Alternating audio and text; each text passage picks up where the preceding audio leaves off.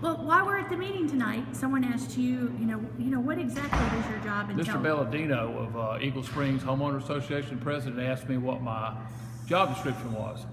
And as I've explained on multiple media sites, it is the administrative and supervision of the police department. I am not a mandated officer. I will not be a mandated officer until I retire from education and go to the academy, where I will become mandated and attend chief school, and then I will become a mandated law enforcement officer.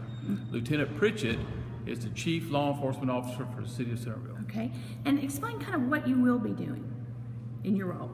Administrating and supervising the patrol officers and the administration of the city of Centerville Police Department. All right. Well, can you be more specific? No, ma'am, I cannot. Okay. Ask a principal how he runs a school. Ask a superintendent of schools how he runs the county. Okay. Now, if you can get a specific answer to those, I'll come back with a specific answer for the police department. Okay. And we had talked previously about the various roles, and that you felt that while you didn't have the law enforcement experience, that your background at the Georgia National Guard gave you that experience that you needed, and then of course you would be going through mandate and the chief of police training at a latter date.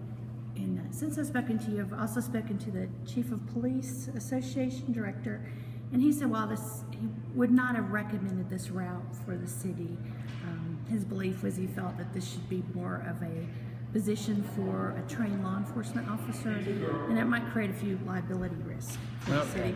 Can you respond? I respect his opinion, but we have conformed to every single law that the Chiefs Association has put forth and Georgia has. We're in violation of no laws. We have not done anything unethical or illegal. So I respectfully agree with his right to that opinion, but just because he wouldn't have followed that course doesn't mean our course is wrong. And what are you looking forward to most with the new position? Just a challenge of doing the job, doing a job well done. I don't fail very often. I don't do failure very well. I like to succeed. I don't think you reach a position of sergeant major by not accepting challenges, and this is just another challenge.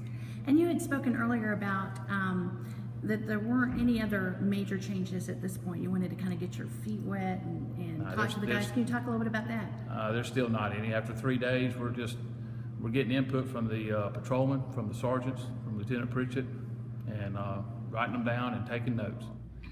One was a very lengthy deployment. As a first sergeant, had 190 soldiers assigned to me. We took over 220 of those soldiers, additional unit to Southwest Asia, where our goal was there, and our mission there was force protection. Within that force protection, we also had criminal investigation. We had a quick reaction force, which would be a SWAT team on the civilian side. We had a provost marshal. We had all those entities that made up those things that worked with us and for us in that background. And my job was to manage, support, outfit, supervise, administratively do evaluations, you name it. Those things were done for those soldiers like you would on a police in a police force.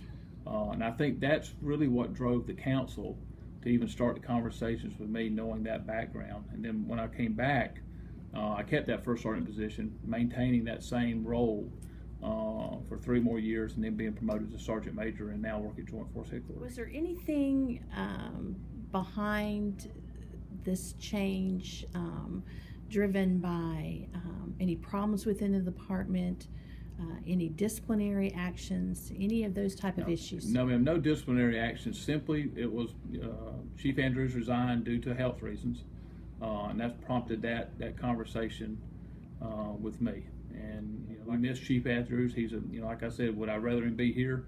The answer is yes. I would rather you be talking to him. At this point, the city would still have that great continuity and that police force we had grown to love and care for all these years, and with him at the helm for 4 years. Time will tell.